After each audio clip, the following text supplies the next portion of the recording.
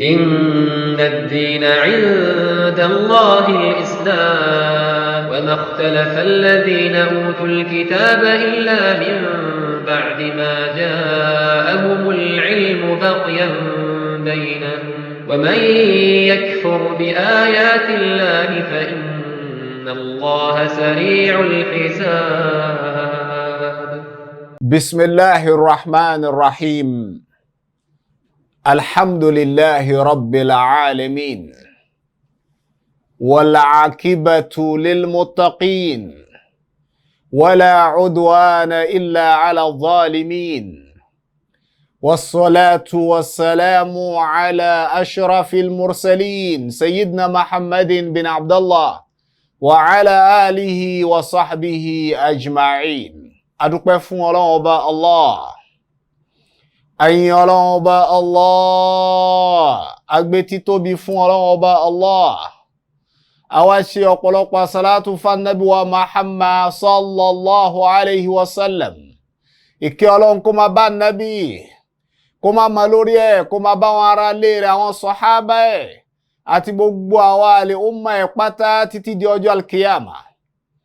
Akíra wa káàbọ̀ sí iléeṣẹ́ wa, iléeṣẹ́ Isuna TV Yorùbá, níbi tá ti ń kọ́ra wa lọ́rọ̀ ẹ̀sìn, tá ti ń kọ́ra wa ní ẹ̀kọ́ nípa ọ̀rọ̀ tí Ọlọ́run Ọba Allah àti tànábì wa Muhammad sallallahu alaihi wasallam.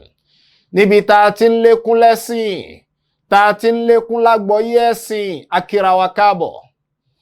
Àwa kí àwọn tí Ọlọ́run Ọba Allah tán ló ń sábàbí rẹ̀ tá fi jọ ń ná ọjà àlùbáríkà yìí. Àwọn náà ni àwọn ọmọ bàbá wa Seifu Àríkọ́ṣe, bẹ̀rẹ̀ látorí Alhaj Abdulrazak Seifu Àríkọ́ṣe. Akí gbìyànjú yín, akitiyan yín lórí ẹ̀sìn. Ọlọ́run Ọba Allah ò ní dùn yín ládá ẹ̀. Ọlọ́run Ọba Allah ó fi ra jàre fún yín láyé ń bí, ní kọ̀rọ̀ sàárè, ní gbangba alkiyama. Àwa fi kí Alhaji wa Musa Seifu Àríkọ́ṣe. Ọlọ́run Ọba Allah kó bá san yín lẹ́san. Gbogbo yìí tẹ́ ń ṣe, Ọlọ́run Ọba Allah ò ní dùn yín ládá ẹ̀. Lílọ bíbọ̀ yín yóò máa já sí rọrùn. Ọlọ́run Ọba Allah ó yí àwọn ọmọ fún yín. Àgbàgbé Alhaji Yakub Seifu Àríkọ́ṣe. Akitiyan yín, gbìyànjú yín. Ọlọ́run ò ní dùn yín ládá ẹ̀. Àbá níbi tó lérè bí idhnil hayyil qayyum. Awaki fadilatul mushrif al-khabir الدكتور البصير دكتور عبدالرحيم Shitu Sani, tó já sí pé àwọn ni wọ́n ń tó tí sì ń gba títò, àwọn ni mushrifu wa, àwọn ni wọ́n ń gbé tó náà kalẹ̀. Ọpọlọ tẹ́ fi ń gbé kalẹ̀, làákàyè tẹ́ fi ń tó, làákàyè náà ò ní bàjẹ́. Ọlọ́run Ọba Allah wá ní dùn yín ládá ẹ̀ láyé ń bí, ní kọ̀rọ̀ sàárè, ní gbangba alkiyama. Àwa fi kí gbogbo ìjẹ́ olùmọ̀ pátá tí wọ́n ń gba àyè yìí kọjá, tí wọ́n ń bá wa sọ̀rọ̀ tọ́lọ́run Ọba Allah àti tànábì wa Muhammad sallallahu alaihi wasallam. Tá fi ń sún níbi àgbọ́yé ẹ̀sìn, tá fi ń dàgbà sókè níbi ìmánì, tí ìmánì wa fi ń lékún ní jojoojúmọ́. Àkí gbogbo àwọn olùmọ̀ yìí o. Àbí Ọlọ́run Ọba Allah, gbogbo yìí tá ń ṣe yìí, Ọlọ́run kó tẹ́wọ́ gbà ní ìbádà. Ọlọ́run Ọba Allah má dá lù wá láyà. Ọlọ́run Ọba Allah má jẹ́ á fi san gbèsè. Ọlọ́run Ọba Allah jẹ́ á bá nínú òṣùwọ̀n iṣẹ́ oore wa. Àwa kí àwọn ilé agbára, àwọn náà làwọn tí àwọn technician wa tí wọ́n ń tẹ sókè, tí wọ́n ń tẹ sílẹ̀, tá fi ń ṣe é wò, tẹ́ fi ń gbọ́ wa, tẹ́ ń rí wa. Làákàyè tẹ́ fi ń ṣe, làákàyè náà ò ní dàrú o. Ọwọ́ tẹ́ fi ń tẹ, nǹkan ò ní ṣọwọ́ náà. Ọlọ́run Ọba Allah wa máa ṣolùṣọ́ yín tẹbítẹbí, taratara, tọmọtọmọ, tayátayá, tọkọtọkọ bí idhnillahi ta'ala. Àwa bí Ọlọ́run Ọba Allah nínú àánú ẹ̀. Àbí Ọlọ́run Ọba Allah pẹ̀lú agbára rẹ̀. Bó ṣe ṣe wá lẹ́rú tí tá ń gbọ́ra wa láyé ń bí, tá ń wòra wa láyé ń bí, abẹ́ nínú àánú ẹ̀, agbára ẹ̀, àjùlọ rẹ̀. Kọ́lọ́ Ọba Allah kó jẹ́ máa ríra wa, ká máa gbọ́ra wa bẹ́ẹ̀ nù ọgbà àlùjánnà. Allahumma amin. Gẹ́gẹ́ bí ìdánilẹ́kọ̀ọ́ tí a mọ̀ pé a máa ń ṣe fúnra wa, òun náà ni durusun fil fiqh. Àgbọ́yé ẹ̀sìn. Báwo la ṣe ń sin Ọlọ́run Ọba Allah. ìjọsìn wa báwo la ṣe lè ṣe níbàámu pẹ̀lú ti òfin Ọlọ́run àti ìlànà Ànábì wa Muhammad sallallahu alayhi wa sallam. Báwo la ṣe ń ṣàlùwàlá, irú omi wo la ń lò, àwọn ọ̀nà wo la ń gbà fi kírun, àwọn nǹkan wo la ń wí ń bẹ̀, zaka wa yíyọ, àwẹ̀ wa gbígbà, hajj wa, ìgbéyàwó wa, ìkọra ẹni lẹ̀, gbogbo ìgbésí ayé ẹ̀dá pátá Ọlọ́run Ọba Allah ti tó fún wa, ó sì ti gbélé wa lọ́wọ́ ní pípé, kò dín. Àwa ń kọ́ra wa lẹ́kọ̀ọ́ lórí ẹ̀ láti máa ń pàdé lórí ètò yìí tá ń pè ní durusun fil fiqh, ìlágbọ̀yé ẹ̀sìn. Ìdánilẹ́kọ̀ọ́ wa tó níbi táwa ń lọ onítàmà sí fiqhu tahara fi shari'ati al-islamiyya, fiqhu tahara fi shari'ati al-islamiyya. Báwo la ṣe mára, báwo la ṣe ń ṣe mọ́tótó tí ó fi já sí pé ara wa kò ní ṣẹ́gbin bẹ́ẹ̀, aṣọ wa kò ní ṣẹ́gbin bẹ́ẹ̀, ayé tá a ti fẹ́ kírun fọ́lọ́run Ọba Allah kò ní ṣẹ́gbin bẹ́ẹ̀, tí ìbádà tá a fẹ́ ṣe tí ó fi jẹ́ àtẹ́wọ́gbà lọ́dọ̀ Ọlọ́run Ọba subhanahu wa ta'ala. At-tahara, ìmára. Bóbìnrin bá parí nǹkan àlejò rẹ̀, báwo ló ṣe yẹ ó túnra rẹ̀ ṣe? Bọ́kùnrin àti ọkọ àti ìyàwó wá súnmọ́ra wọn, báwo ni wọ́n ṣe mára tó fi já sí pé ìjọsìn tí wọ́n ṣe lẹ́yìn ìgbà náà yóò jẹ́ àtẹ́wọ́gbà lọ́dọ̀ Ọlọ́run Ọba subhanahu wa ta'ala. At-tahara wa hiya miftahu s-salah. Ìmára tá ń wí yìí ó ní kọ́kọ́rọ́ tá a fi ń ṣí ilẹ̀kùn ìrun. A lè kírun àfi ká mára, a lè kírun àyàfi kí a má dẹ́gbin, kẹ́gbin má sí lára wa, kẹ́gbin má sí níbi aṣọ wa, kẹ́gbin má sí níbi tá a ti fẹ́ kírun. At-taharatu hiya miftahu s-salah. Ó ní kọ́kọ́rọ́ tá a fi ń wọnú ìrun, tá a fi mọ̀ pé nísìn báyìí a lè kírun fọ́lọ́run Ọba subhanahu wa ta'ala. Wa huwa akidu shurutiha. Ó sì jẹ́ nínú májẹ̀mú ìrun tó jásípò ní fi ń lágbára jù. Kò sí béèyàn ṣe lè lóhun tó, kò sí tó bá wò ó pera ẹ̀ kó wá fẹ́ kírun kó má ṣàlùwàlá, ẹ̀sìn ní í ṣe kì í ṣẹ̀sìn Ọlọ́run Ọba Allah ò ní gbà lọ́wọ́ ẹ̀. Kódà kóhun àtàwọn ẹ̀mí burúkú kí wọ́n jọ tọwọ́ bọwọ́ kí wọ́n ní ó máa kírun lẹ́yìn ṣàlùwàlá, kó mọ̀ yí pé wọ́n ti bà ayé rẹ̀ jẹ́, alkiyama rẹ̀ wọ́n sì ti bà á jẹ́ nítorí gbogbo ìrun tí ń kí kò nírun. Wa huwa akidu shurutiha. Ó sì já sí pé májẹ̀mú tí fi ń lágbára jù níbi ìrun kíkí òní ká mára. Wa shartu la budda an yataqaddama ala al-mashrut. Àyè wá kírun tán káṣẹ̀ la fẹ́ ṣàlùwàlá, àní ṣàlùwàlá ká tó kírun rárá o. Àlùwàlá, ìmára, káyè tá a ti fẹ́ kírun kó mọ́, káṣọ wa kó mọ́, kára wa kó mọ́, òun là kọ́kọ́. Ash-shartu la budda an yataqaddama ala al-mashrut. Òun ni ó síwájú ìrun. Àlùwàlá òun ni ó síwájú ìrun. Aṣọ rẹ̀ kó mọ́ tó fẹ́ wọ̀ fi kírun fọ́lọ́run, òun ni ó síwájú pé ó fẹ́ kírun. Àyè tó ti fẹ́ kírun fọ́lọ́run kó má ṣẹ́gbin bẹ́ẹ̀, ìyẹn là kọ́kọ́ kó tó wá sọ pé ó kírun. Tá bá wá lọ sọ́dọ̀ àwọn olùmọ̀, tá bá ń bira wa pé kí là ń pè ní at-tahara, at-ta'rifu bit-tahara. A fẹ́ jẹ́ ká mọ̀ kí là ń pè ní ìmára gan lọ́dọ̀ àwọn elédè, lọ́dọ̀ àwọn olùmọ̀ elédè Lárúbáwá. Kí wá la wá ń pè ní ìmára lọ́dọ̀ àwọn olùmọ̀ ẹ̀sìn? At-taharatu fi lughati an-nadhafa. Ìmára nínú èdè ó ní an-nadhafatu wa izalatu an-najasa. Ó ní ká mára, ká ṣe mọ́tótó, ká má hùwà ọ̀bùn, ẹ̀gbin tí ń bẹ lára wa ká yọ kúò.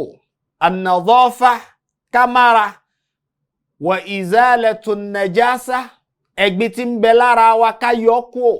wan-nazahatu minal aqdhar gbogbo tí wọ́n náà rí ní dọ̀tí àìgbé bẹ́ẹ̀ fi ṣèjọ́sìn fọ́lọ́run ọba subhanahu wa ta'ala ayọ̀kú ló fi já sí pé ta bá ń sọ yí pé ìmára nínú èdè bima'na an-nadhafatu wa izalatu an-najasati wan-nazahatu minal aqdhar ká ṣe mímá ká má tótó ká yọ ẹ̀gbin kúrò lára ká má sí níbi ààyè ẹ̀gbin ṣùgbọ́n tá a bá lọ bá àwọn olùmọ̀ ẹ̀sìn kí là ń pè ní àtọ̀hárà ìmára lọ́dọ̀ àwọn olùmọ̀ ẹ̀sìn ó ní ọ̀rọ̀ kékeré kan tó kó àwọn ìtumọ̀ ńlá tó kó sínú ó náà pè ní raf'ul hadathi wa zawalul khabathi raf'ul hadathi wa zawalul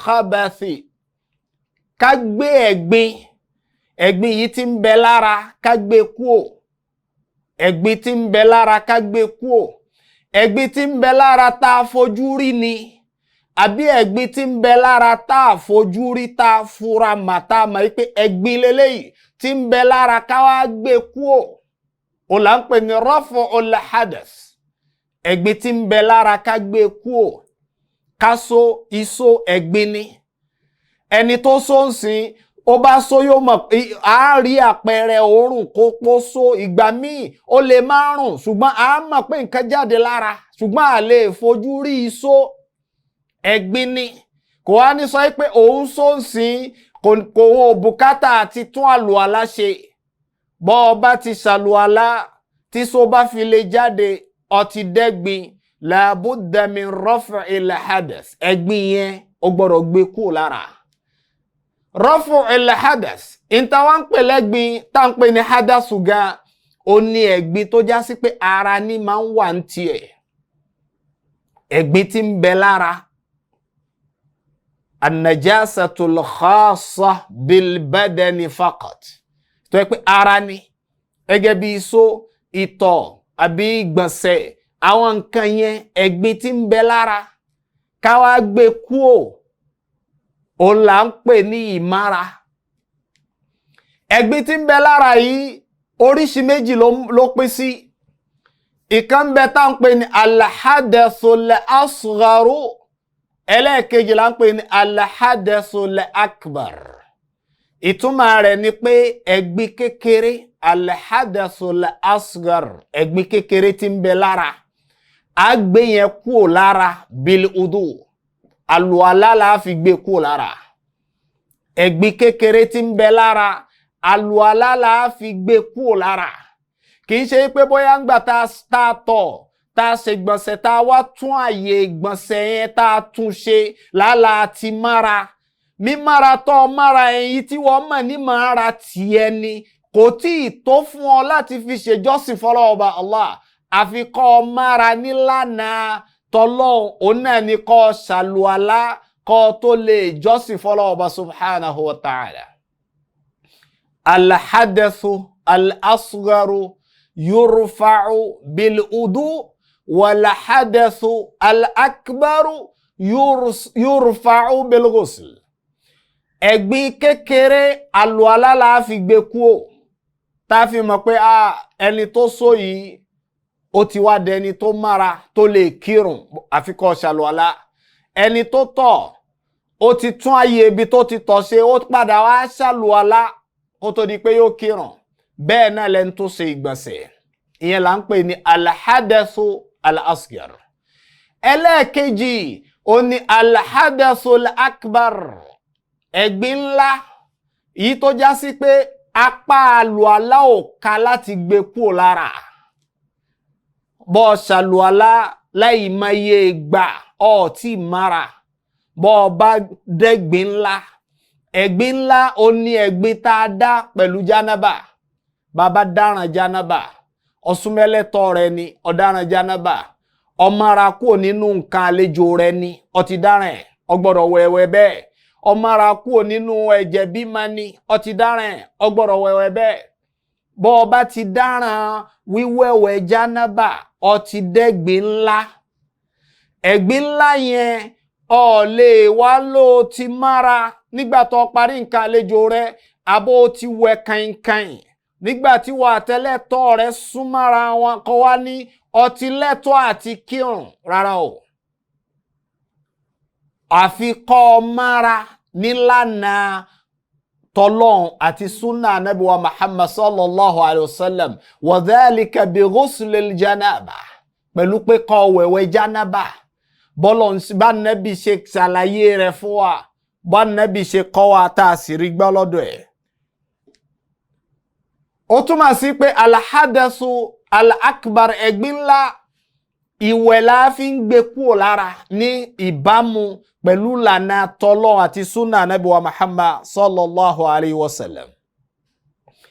àti hadasu al-asgaru àti hadasu al-akbar ta fi ń gbé ti asgaru kúrò kékeré ta fi ń gbé kúrò tá fi di mímọ́ oníkáṣàlù àlá ìyí ta fi ń gbé ńlá kúrò oníkáwẹ̀wẹ̀ jánábà ìyẹn là ń pè ní raf'ul hadas.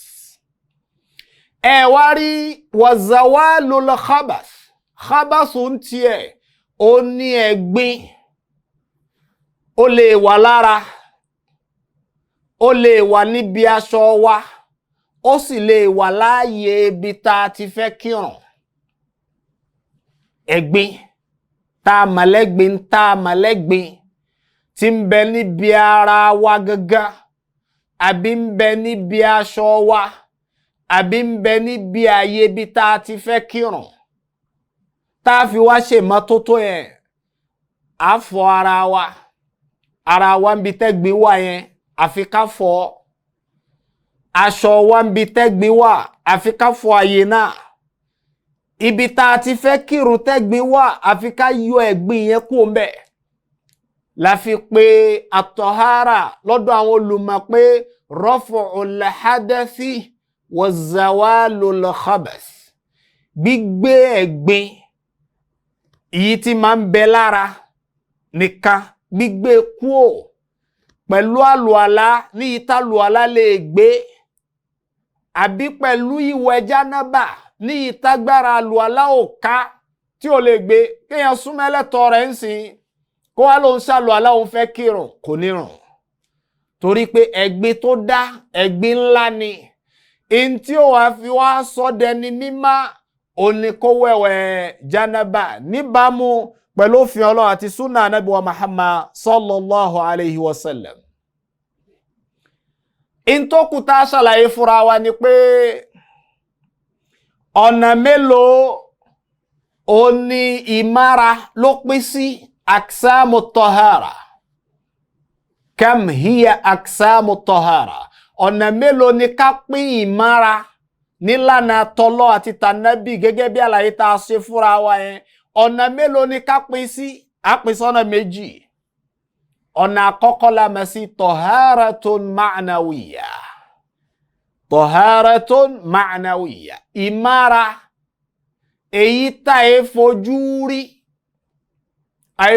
rí ṣùgbọ́n èyí ó mọ̀ pé eléyìí mára wa hiya taharatul qalbi mina shirki wal ma'asi wa kulli ma rana alayhi ó ní kí ẹ̀mí wa ọkàn wa taharatul qalb kí ọkàn wa kó má mina shirki kúrò níbi ẹbọ wal ma'asi kúrò nínú ẹ̀ṣẹ̀ wa kulli ma rana alayhi àti gbogbo nǹkan tó lè dọ̀tí ọkàn yẹn in tó lè kó bá ọkàn yẹn tí a fi ní rí gbàgbọ́ ń bẹ̀ tí ìgbàgbọ́ fi kú ń bẹ̀ tí Islam ò ní sí ń bẹ̀ a gbọ́dọ̀ fọ́ọ́mà ìyẹn là ń pè ní taharatu ma'nawiyya wa iya ahammu min taharatil badan òun gẹ́gẹ́ ló ṣe kókó tó ṣe pàtàkì ju ìmára ara lọ.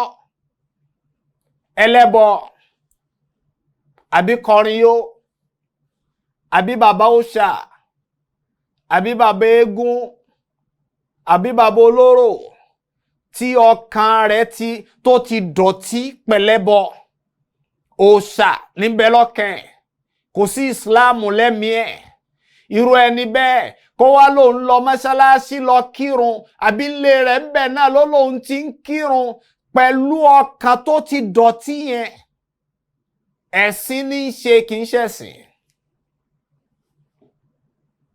ẹ̀sìn kọ́nù bọ́ ọ bá ṣẹ̀sìn ẹ̀mí rẹ tó dọ̀tí yẹn òun lọ kọ́kọ́ fọ̀ mọ́ná taharatun ma'nawiyya, ẹbọ tí ń bẹ lẹ́mí rẹ̀ yẹn ó yọ kó bẹ́ẹ̀.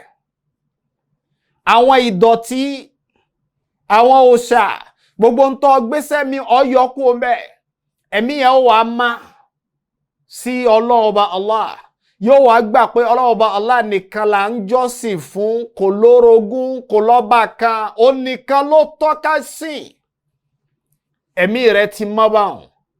bẹ́ẹ̀ni rẹ̀ bá ti wá mọ́ ẹ̀yẹn là kọ́kọ́ látò máa wá sọ pé ara rẹ̀, aṣọ rẹ̀, àyè tó ti fẹ́ kírun ó má bí ó má. at-taharatul ma'nawiyya, ìmára èyí tá ìfojú rí, ó ní ìmára tó já sí pé la yumkin an tatahaqqaq taharatul badani ma'a wujudi najasi shirk. kó fi gbogbo ọjọ́ ayé rẹ̀ máa ṣàlùwàlá, kó ṣàlùwàlá ní àìmọye ìgbà lójúmọ́ tí ẹbọ sì ń bẹnu ẹ̀mí rẹ̀, tí ìyà kèfèrí, ìwà orogún pẹ̀lú Ọlọ́run, ìdọ̀tí tí ń bẹ lẹ́mí rẹ̀ tó wá lọ ń kírun, Ọlọ́run ò ní gbà. torí pé ẹ̀gbin ni ọ́, ìwọ gangan fúnra rẹ̀ ẹ̀mí rẹ̀ ti dẹ́gbin. Ọlọ́run Ọba Allah fi ń sọ nínú al-Qur'an al-Karim suratu Tawbah. Ọlọ́run Ọba Allah ní innamal mushrikuna najasun. innamal mushrikuna najasun. Ọlọ́run Ọba Allah ní àwọn mushriku, àwọn ẹlẹ́bọ, olóòṣà, eléégún, ọlọ́sùn, olóró, gbogbo ìran ẹbọ, innamal mushrikun, gbogbo ìran ẹbọ lápapọ̀, najasun, ẹ̀gbin ni wọ́n. ẹ̀gbin ni ọkàn wọn, ẹ̀gbin ni. àfi ọkàn tó dẹ́gbin yẹn àfi kó má kúrò nínú ẹ̀gbin. ṣe eléyìí túmọ̀ sí pé bàbá olóògùn, bàbá olóró bó bá lọ tọ̀ kèé tàǹbà àbí tó bá yàgbẹ́ àbí ewé, kódà kó fi gbogbo ọjọ́ ayé ẹ̀ kó máa fi wẹ kẹ̀kẹ́ láì mọye ìgbà, ẹ̀mí yẹn òun ni ó kọ́kọ́ fọ̀ má. fífọ̀ ẹ̀mí yẹn máa ní pé kó kó nú òṣì, kó nú ẹbọ, kó nú ranù, kó wá gbé àlámàrí rẹ̀ lọ́lọ́run lọ́wọ́, kó mọ̀ pé Ọlọ́run Ọba Allah nìkan ló tọ́ka sí, a sì gbọ́dọ̀ wórogún pẹ̀lú ẹ̀. ìran ẹlẹ́ẹ̀kejì ó ní at-taharatul hissiyya, ìmára yìí tá ń fojú rí. ìmára níbi ẹ̀gbin tá ń fojú rí ó ní yìí tá a ṣàlàyé fúnra wa pé a ṣe raf'ul hadath wa zawalul khabath. ẹ̀gbin yìí tá ń fojú rí a gbé kúò, bó bá jẹ́ gbin kékeré níyìí tí ń bẹ lára nìkan a gbé kúò pẹ̀lú àlùwàlá, bó bá jẹ́ ẹ̀gbin ńlá níyìí tí ń bẹ lára nìkan a gbé kúò pẹ̀lú wíwẹ̀wẹ̀ jánábà. ṣùgbọ́n tó bá já sí pé zawalul khabas, ẹ̀gbin tí ń bẹ lára, ó lè wà láṣọ, ó lè wà ń bí ayé tá a ti fẹ́ kírun, ó ní kí ká gbé kúò ń bẹ̀ pẹ̀lú fífọ̀, ká gbé kúò ń bẹ̀ pẹ̀lú gbígbé kúò ń bẹ̀, tá a fi mọ̀ yí pé a ti má, ara wa má, aṣọ wa má, ẹ̀mí ayé tá a ti fẹ́ kírun ó sì má. Ọlọ́run Ọba Allah sọ fún Ànábì wa Muhammad sallallahu alayhi wa sallam pé wa thiyabaka fatahhir. bọ́ ọ bá lọ má lára tiẹ̀, táyé tó ti fẹ́ kírun tó má, aṣọ tó fẹ́ fi ṣèjọ́sìn fọ́lọ́run fatahhir, jẹ́ kó náà má. ó tó yẹ pé ẹ̀mí rẹ̀ ó là kọ́kọ́ kó má kó nú òṣì, nínú ẹbọ, nínú ẹ̀ṣẹ̀, nínú ìwà orogún pẹ̀lú Ọlọ́run. lẹ́yìn ara rẹ̀ kó má kó nú ìdọ̀tí, aṣọ rẹ̀ kó má kó nínú ìdọ̀tí, ayé tá a ti fẹ́ kírun kó náà má kó nínú ẹ̀gbin. tẹ́lẹ̀ bá ti yé wa, a wá tẹ̀síwájú láìpẹ́ yìí bí idhnillahi ta'ala. Assalamu alaikum warahmatullahi wabarakatuh. Ìkànnì tẹ́ ń wò yìí náà ní ìkànnì Sunna TV, níbi tí àwọn onímọ̀ ti ń tẹ̀ ìmọ́lẹ̀ sórí ẹ̀sìn Islam látọ̀rí Sunna TV, ìmọ́lẹ̀ nínú Sunna Nabi Muhammad sallallahu alayhi wa sallam. Ní gbogbo ìgbà ní kẹ́ ẹ máa wò wá tí ẹ sì máa rí ẹ̀kọ́ ẹ̀sìn kọ́ lórí ìkànnì yìí náà ni o. Òun ló múlẹ̀ rẹ̀kẹ̀tẹ̀ yàtọ̀ yìí. Gbogbo mùsùlùmí lọ́kùnrin àti lóbìnrin, ẹ jẹ́ ká máa wo Sunna TV. Ẹ jẹ́ àwọn ọmọ wa náà máa wo Sunna TV kí wọ́n lè bá ní ìmọ̀ tó péye nípa Sunna.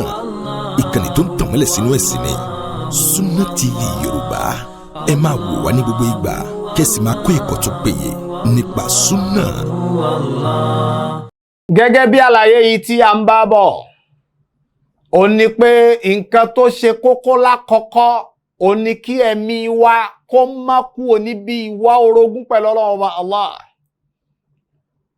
Eléégún olóòṣà tó lóun kírun tẹ́mi rẹ̀ tó ṣàṣì ń bẹ́ńbẹ́, tí ìwà ẹbọ pẹ̀lú Ọlọ́run Ọba Allah ń bẹ́ńbẹ́, ó ń ṣera rẹ̀ ni o. Ọlọ́run Ọba Allah ò ní gbàrún yẹn lọ́wọ́ ẹ̀. Ìtọ́lọ̀ ó fi gba ìrun lọ́wọ́ ẹ̀ tí ó fi lálàáfíà ni pé ọkàn yẹn kó kọ́kọ́ má. Bọ́kàn bá ti wá má nígbà náà, a wá ní kí ara rẹ̀ kó má, káṣọ rẹ̀ kó má, àyè tó ti fẹ́ kírun náà kó náà má. Bó bá rí bẹ́ẹ̀, ìntà wa bira wá ń sin ni pé àwa fẹ́ ṣe mọ́tótó omi ìwó al-ma'u alladhi tahsulu bihi at-tahara. Omi ìwó là á fi ń ṣe mọ́tótó. Ṣé gbogbo omi tá a bá ti rí náà là ń lò?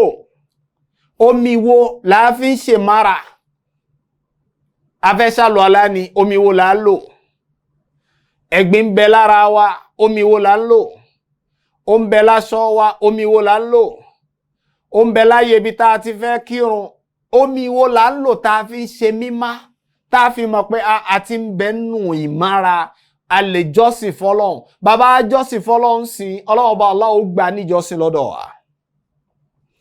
At-taharatu tahtaju ila shay'in yutatahharu bihi. Tá a bá fẹ́ mára, àbùkátà ń tà á lò tá a fi mára. Bá a bá rẹ́gbin bì kan láyé wa ni, láṣọ wa ni, nínú ara wa ni, àbùkátà ń tà á lò tá a fi gbé ẹ̀gbin yẹn kúrò. In tá a fi wá gbé ẹ̀gbin kúrò, ó jẹ́ ẹ̀gbin ńlá ni ní ìtí ń bẹ lára nìkan, ó jẹ́ ẹ̀gbin kékeré ni la fẹ́ gbé kúrò lára ni.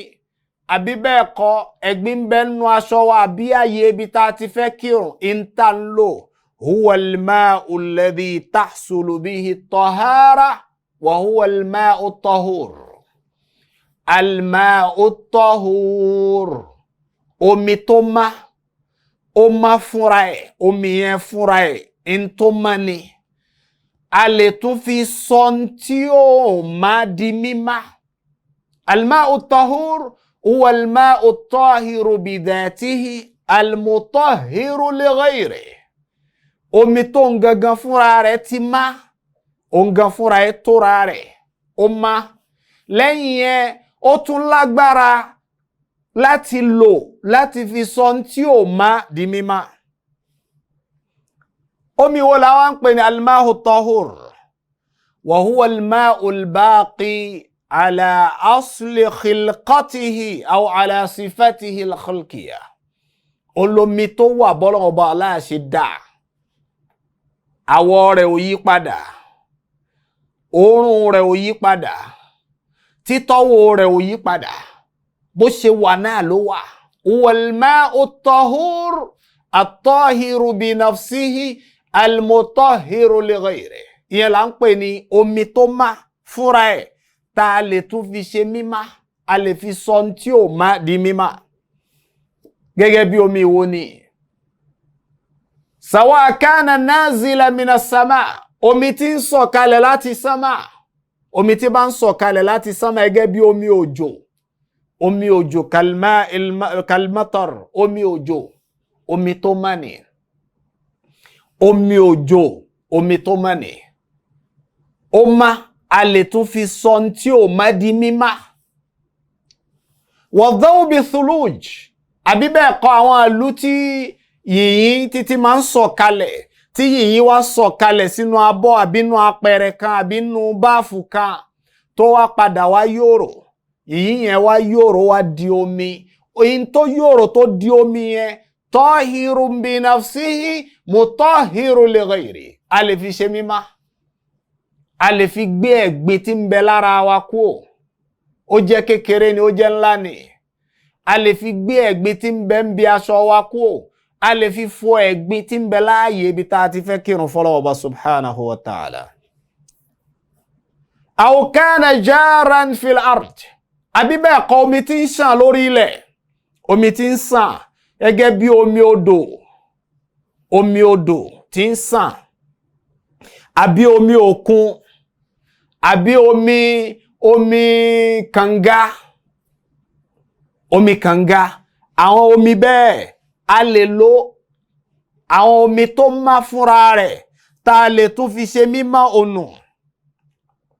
aw jariyan fil ardi kama'il anhari wal uyuni wal abari wal bihar omi odò omi kànga omi akérèmọdò kó sà ti jẹ́ omi tí ń ṣàn kì í ṣe omi àbí omi ìṣẹ̀lẹ̀rú omi tá ń pè ní ìṣẹ̀lẹ̀rú ni pé àyè kan bẹ omi wá ń sun jáde ńbẹ omi ń sun jáde ńbẹ láti ilẹ̀ lomi náà ti ń sun jáde irú omi bẹ́ẹ̀ omi tó mọ́ ni ṣùgbọ́n omi tó dárogún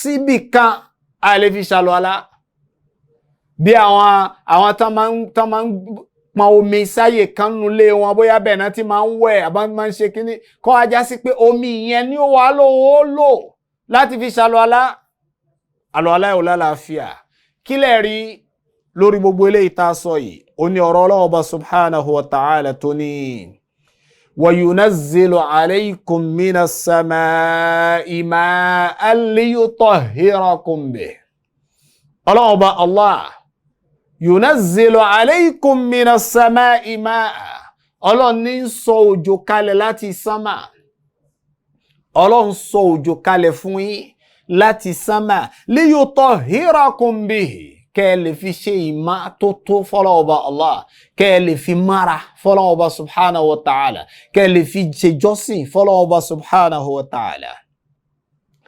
Ọlọ́run tún sọ láyé bòmí pé wa anzalna minas samaa'i ma'an tahura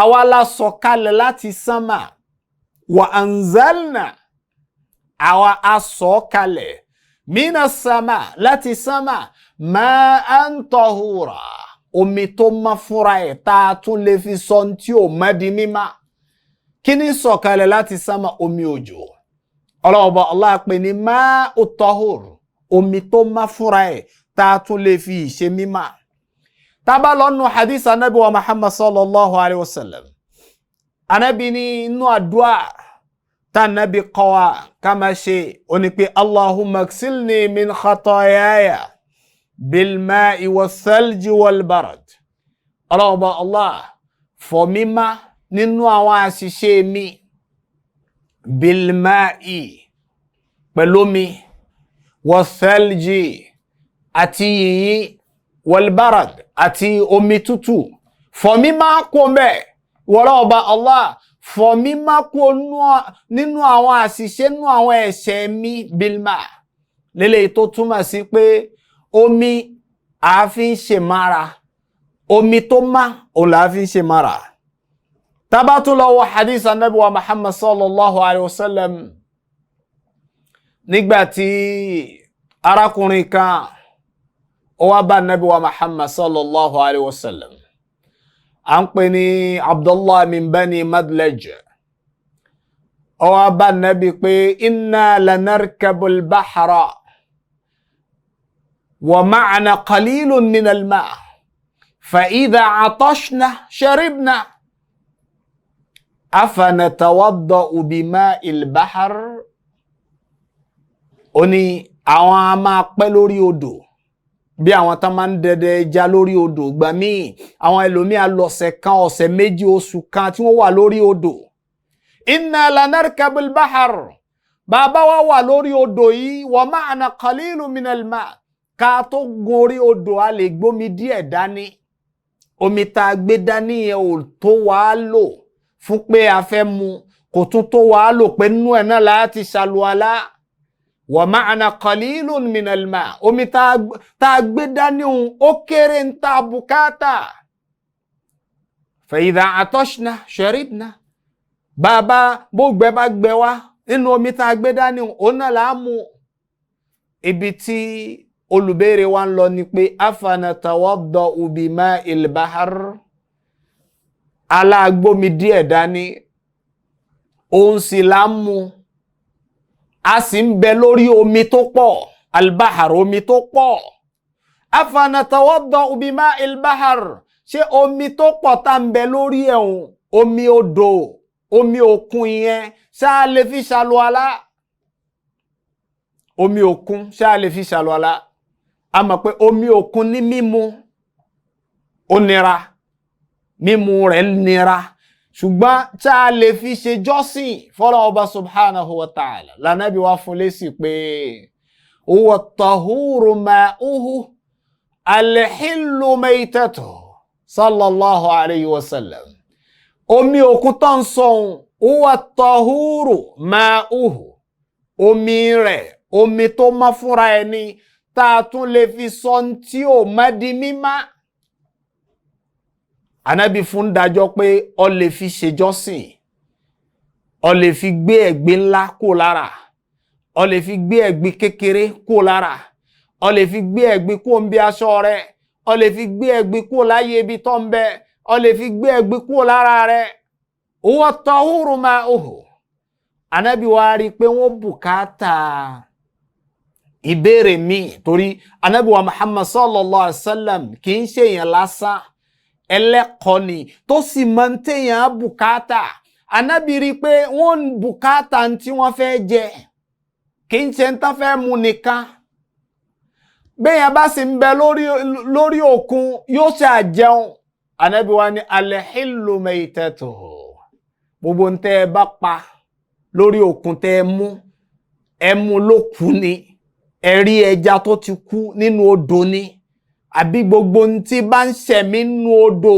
nínú òkun tó wá kú síbẹ̀ al-hillu halali ni fún yín eléyìí lẹ́kọ̀ọ́ tá a rí kọ́ pé ẹja àyè béèrè ẹja pé ṣé wọ́n dúnbú ẹ̀ ṣá pa ṣá ṣe bísímìláì sí rárá ẹja kò bá kú fúnra ẹ̀ kò kí àyè sọ pé ẹja kú gífà bẹ́ẹ̀ ni gbogbo ń tí bá ń ṣẹ̀mí nínú odò al-hillu maytatu halali ni ariláyé ni arilóku ni jíjẹ ni nínú òfin Islam eléyìí lẹ́kọ̀ọ́ tá Ànábì wa Muhammad sallallahu alayhi wa sallam tó kọ́ sọ̀hábà yìí tó ń jẹ́ ẹ̀kọ́ fún gbogbo àwọn àlè umma ẹ̀ lápapọ̀ wala ta'sulu at-taharatu bima' ghayra al-ma' in tó bá jọ omi tí è ṣomi a lè fi ṣàlùwàlá o in tó jọ omi tó jẹ́ nǹkan bí omi ló ń nà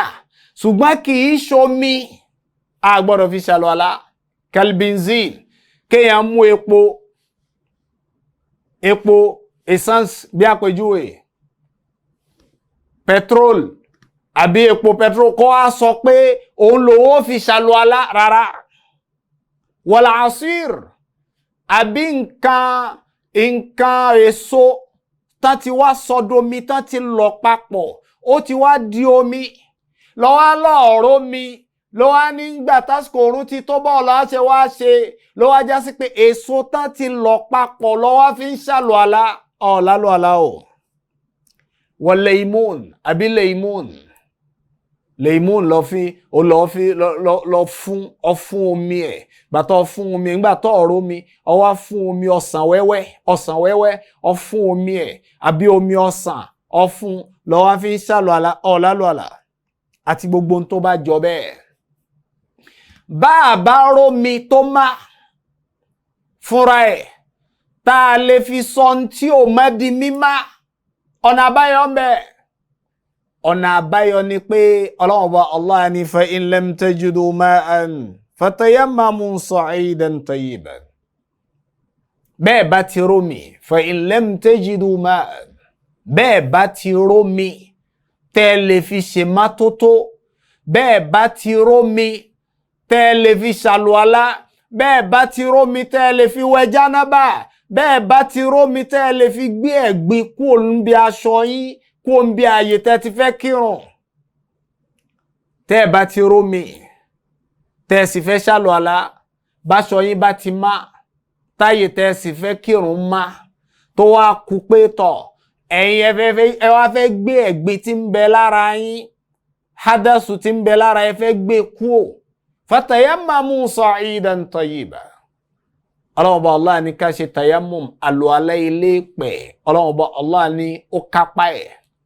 Ẹ wo nú rọrùn Ọlọ́run bá subhanahu wa ta'ala. Iyẹ̀pẹ̀ kìí ṣe pé a fi fọ ayé ẹ̀gbin o. Kódà ká a súnmẹ́lẹ́tọ̀ wa ká má romi tá a fẹ́ fi wọ jánábà. Tásìkò òru sì tó, a lè ṣe tayammum tá a lọ kírun. Irun yẹn Ọlọ́run bá Allah ó sì gbà lọ́dọ̀ wa. Allah ní falam tajidu ma'an fatayammamu sa'idan tayyiban. Ẹ kírun lẹ́ni tí ó ṣàlùwàlá ilé pẹ̀ tẹ́ ẹ̀ bá ti rí omi tó má. Léyìí tó ń túmọ̀ sí pé tó bá já sí pé nǹkan tó jọ bí omi a lè fi ṣàlùwàlá ni, Ọlọ́run ò ní júwe iyẹ̀pẹ̀ fún wa. Yóò ní bẹ́ẹ̀ bá ti rí omi tẹ́lẹ̀ fi ṣàlùwàlá, ẹ lómi ọsàn, ẹ lómi ọsàn wẹ́wẹ́, ẹ lómi nǹkan báyìí, ẹ lómi petrol àbí essence, ẹ lómi báyìí. Ṣùgbọ́n Ọlọ́run bá Allah ti mọ̀ pé gbogbo yẹn a lè fi ṣèjọ́sìn fún òun. Ló fi wà ń bá ọba ti rómi tó má, ọ̀rómi òjò, ọ̀rómi òkun, ọ̀sìrómi odò, àrómi tó má. Bọ́ba ti rí bẹ́ẹ̀, ọ̀rọ̀ àjókòó ara rẹ̀ jẹ́ kó sì ṣe tayammum tá a máa sí àlùwàlá ilé pẹ̀. Ìbéèrè tó kù tá a máa bira wa ni pé a ti rómi tó má, al-ma'u tahur, omi tó má a ti rí. A wá gbé kalẹ̀, ẹ̀gbin wá kó sínú ẹ̀. Al-ma'u tahur idha khalatathu najasa. Omi tó má, omi òkun, omi òjò tó má tá a lè fi ṣèjọ́sìn la wá gbé kalẹ̀. Lọ́mẹ́kẹ́ kan wá ń tọ̀, ní tọ́ mẹ́kẹ́ yẹn wá kó sínú ẹ̀. Khalatatu an-najasa. Ẹ̀gbin wá rò pọ̀ má, ó bọ́ sínú ẹ̀. Kí ni ìdájọ́ ẹ̀? Ṣé irú omi bẹ́ẹ̀ a lè lò àbá lè lò? Al-ma'u tahur idha khalatathu najasatun فغيرت أحد أوصاف الثلاثة، ريحه أو طعمه أو لونه، فقد اتفق العلماء بأنه نجس. àwọn olùmọ̀ ní omi tó má gẹ́gẹ́ bí omi òjò abomi odò tí ẹ̀gbin wá kó sínú ẹ̀, ẹ̀gbin tó kó sínú ẹ̀ ó wá yí omi yẹn padà. Àwọ̀ rẹ̀ yí padà ni, òórùn rẹ̀ ló yí padà ni, àwọ̀ rẹ̀, launuhu aw rihuhu, àbó òórùn rẹ̀, aw ta'mu àbí ìtọ́wò rẹ̀, bí ọ̀kan nínú mẹ́tẹ̀ẹ̀ta yìí bá yí padà, àbí méjì nínú ẹ̀ ló yí padà, àbí mẹ́tẹ̀ẹ̀ta tiẹ̀ la rí papọ̀, omi yẹn kì í ṣomi tá a lè lò fún jọ́sìn. Gbogbo àwọn olùmọ̀ pátá ni wọ́n panu pọ̀ lórí ẹ̀. فلا يرفع الحدث ألف شلولا فلا يرفع الحدث الأصغر ألف شلولا كفي بيك بككري كولارا ولا يرفع الحدث الأكبر ألف وجنب لا تبي جنب كولارا سواء كان كثيرا أو قليلا. ìtàn wí pé omi tí ẹ̀gbin bọ́ sínú ẹ̀ tó wá yí òórùn rẹ̀, ìtọ́wò rẹ̀ àbí àwọ̀ rẹ̀ tó yí kanú ẹ̀ padà, ó pọ̀ o, ó kéré o, bó ti wò ó jẹ́, bó bá ti yí kanú mẹ́tẹ̀ẹ̀ta yẹn a gbọ́dọ̀ lò mọ́, ó ti di èèwọ̀ fún wa láti lò. Amma idha khalatathu najasa wa lam tughayyir ahada awsafihi. Bí ẹ̀gbin bá kó sínú ẹ̀ tí òórùn rẹ̀ ò yí padà, àwọ̀ rẹ̀ ò yí padà, ìtọ́wò rẹ̀ ò yí padà, ọ̀kan nú ẹ̀ ò yí padà, lam yanjus wa tahsulu tahara bihi. Àwọn olùmọ̀ wọ́n ní bómi yẹn bá jẹ́ omi tó pọ̀ tá a sì ti rí pé nǹkan kan ò yí padà ń bẹ̀, omi yẹn ó wà lórí ìpìlẹ̀ rẹ̀ pómi tó mọ́ ni tá a lè fi ṣèjọ́sìn fọ́lọ́run. A lè fi ṣàlùwàlá, a lè fi wẹ̀ jánábà, a lè fi fọ ẹ̀gbin tí ń bẹ ń bí aṣọ wa, a lè fi fọ ẹ̀gbin tí ń bẹ ń bí ààyè tá a ti fẹ́ kírun. Wa amma in kana qalilan, ṣùgbọ́n tó bá lọ já sí pé omi tí ẹ̀gbin kó sínú ẹ̀ ó jẹ́ omi tó mọ níwọ̀n, omi kékeré ni kì í ṣe omi tó pọ̀, fayanjus, ó ti dẹ́gbìn, ó ti di najasa, a lè lò. Wala tahsulu taharatu bihi, a lè fi ṣe jọ́sìn, a lè fi ṣe mara, a lè fi ṣe mara. Ó tún máa pé tó bá jẹ́ omi tó pọ̀ tí ẹ̀gbin kó sínú ẹ̀, tí ò yí àwọ̀ rẹ̀ padà, kò yí ìtọ́wò rẹ̀ padà, kò yí òórùn rẹ̀ padà, ìkánú ẹ̀ ò yí padà, omi yẹn sì pọ̀, omi tó mọ́ ni a fi ṣe jọ́sìn. Ṣùgbọ́n tó bá jẹ́ omi tó kéré tí ò yí àwọ̀ padà, kò yí òórùn, kò yí ìtọ́wò, àwọn olùmọ̀ ní fayanjus, a fún ní ìdájọ́ pé omi yẹn ti dẹ́gbìn. Ìntàwà bíra wa ni pé báwo la ṣe fẹ́ mu omi tó pọ̀? Kí ni ìntà fi mọ̀ pé omi yóò omi tó pọ̀ ni? Àwọn olùmọ̀ wọ́n gbé qaida kalẹ̀ fún wa pé ma balaga kullatayn, omi tó bá ti wọ òṣùwọ̀n kullatayn. Kullatayn yẹn ni pé ká sọ pé bóyá ká ní kullatayn ká pín bóyá garawa ká tútù mẹ́ bóyá òṣùwọ̀n kan là ń pè ní kúlà. So kúlà yẹn ọyọ kan ó máa ṣe déédéé 160 litran min al-ma, yóò máa jẹ́ 160 litres kúlà kan. Ó tẹ́ pé kúlà méjì yóò máa jẹ́ 320 litres. Omi tó bá ti ń wọ 320 litres, 320 litres, gbogbo omi tí bá ti ń wọ bẹ́ẹ̀, omi yẹn ti pọ̀. Bẹ́gbin bá wọnú ẹ̀, tí ò yí òórùn rẹ̀ padà, tí ò yí àwọ̀ rẹ̀ padà, tí ò yí tọ́wò rẹ̀ padà, lílò ni. A lè fi ṣàlùwàlá, a lè fi wẹ̀ jánábà, a lè lò, kò sí tó burú ńbẹ̀. Kí lẹ rí lórí ẹ̀? Ẹ̀rí lórí ẹ̀ ni hadith Abi Sa'id al-Khudri radiyallahu anhu qala Rasulullah sallallahu alayhi wa sallam, innal ma'a tahurun la yunajjisuhu shay. Omi in tó mani, kò á sí tí ó wà sọ́dẹ̀gbìn, nǹkan kan ò lè sọ́dẹ̀gbìn, illa ma ghalaba ala rihihi aw lawnihi aw ta'mihi. Àyàfi nǹkan tó bá já sí pé ó pọ̀ débi pé ó yí òórùn rẹ̀ àbí àwọ̀ rẹ̀ àbí tọ́wò rẹ̀ ó yí padà. Ìgbà yẹn la tó mọ̀ pé eléyìí ó ti di ẹ̀gbin. Ẹ̀rí ẹlẹ́ẹ̀kejì ó ní hadith Ibn Umar radiyallahu anhu anna nabiyya sallallahu alayhi wa sallam qal, idha balagha al-ma'u kullatayni lam yahmilu khabath. Bómi bá ti di pó tó 320 litres, omi tó pọ̀ tó 320 litres, tẹ́gbin wá kó sínú ẹ̀ tí ò yí kan padà nínú àwọ̀, ìtọ́wò, òórùn, lam yahmil khabath, omi yẹn má, kì í ṣe omi tí ó jẹ́ ẹ̀gbin. So eléyìí túmọ̀ sí pé omi tí ẹ̀gbin bá kó sínú ẹ̀, bó bá ti yí kan nú àwọn ìròyìn yẹn padà, a lè lò ó. Bó ti wò ó jẹ́, ó pọ̀ ní ó kéré ni. Ṣùgbọ́n tó bá jẹ́ omi tó pọ̀ tẹ́gbin kó sínú ẹ̀ tí ò yí kankan padà, a lò. A sì ṣàlàyé pé òdiwọ̀n omi tó pọ̀ náà lomi tó bá ti ń di 320 litres. Ṣùgbọ́n tó bá jẹ́ omi tó kéré tẹ́gbin kó sínú ẹ̀, kò bá má yí kankan padà nú ẹ̀, a fi ilẹ̀ a nílò. Eléyìí ni òfin Ọlọ́run àti sunnah Ànábì wa Muhammad sallallahu alayhi wa sallam. àlàyé yìí tó tún kù tí a ṣe fúnra wa ó ní pé alma'u at-tahur idha khalatahu at-tahir, omi tó má fúnra ẹ̀ tá a tún lè fi ṣe mímá bó bá di pé nǹkan mímá mi tún rò pẹ̀lú ẹ̀ ǹjẹ́ a lè lò. Omi tó má, omi òjò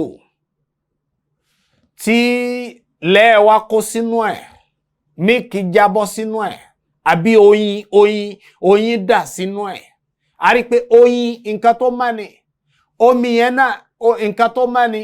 Ṣé ń gbà tí nǹkan tó má ti wá kó sínú omi tó má ẹ̀, omi yẹn pẹ̀lú oyin tó ti kó sínú ẹ̀ àbí wàrà tó ti kó sínú ẹ̀, a lè lò láti fi ṣèjọ́sìn àbá lè lò. Àwọn olùmọ̀ ní almahu idha khalatatuhu maddatun tahira, omi tó má bí nǹkan tó má bá ti kó sínú ẹ̀ gẹ́gẹ́ bí ewé igi àbí sídìr, ewé tá ń pè ní sídìr tó bá ti kó sínú ẹ̀, tó bá ti wà nínú ẹ̀, àbí nínú àwọn nǹkan tó má tí ó sì yí padà, tí ó yí kíní ẹ̀ padà, tí ó yí àwọ̀ rẹ̀ padà, fasahih annahu tahur. Ọ̀rọ̀ tó ṣe gbẹ̀mí lé lọ́dọ̀ àwọn olùmọ̀ ni pé omi tó má ni o. Yajuzu tatahhuru bihi, a lè lò láti fi ṣe mímá kúrò níbi gbígbé ẹ̀gbin kúrò lára ni, àbí ń bí aṣọ àbí ààyè. Kílẹ̀ rí lórí òní ọ̀rọ̀ Ọlọ́run Ọba subhanahu wa ta'ala tó ní wa in kuntum marda aw ala safarin aw jaa ahadun minkum minal gha'it aw lamastumun nisa' فلم تجدوا ماء فتيمموا صعيدا طيبا فامسحوا بوجوهكم وأيديكم. torí bẹ́ẹ̀ a tẹ̀síwájú bí idhnillahi ta'ala ń bí ìdánilẹ́kọ̀ọ́ wáyé tí yóò máa bọ̀ wá tá a tún ṣe ní ọjọ́ iwájú bí idhnillahi ta'ala. Eléyìí tí a ṣàlàyé fúnra wa yìí, Ọlọ́run Ọba Allah jọ̀ọ́ wúlò fún wa tá a sọ àtẹ̀yìn tí ẹ gbọ́, ká wá lékún lẹ́sìn, ká lékún ní ìmánì bí idhnillahi ta'ala. سبحانك اللهم بحمدك أشهد أن لا إله إلا أنت أستغفرك وأتوب إليك. الله أكبر الله أكبر الله أكبر لا إله إلا الله الله أكبر الله أكبر ولله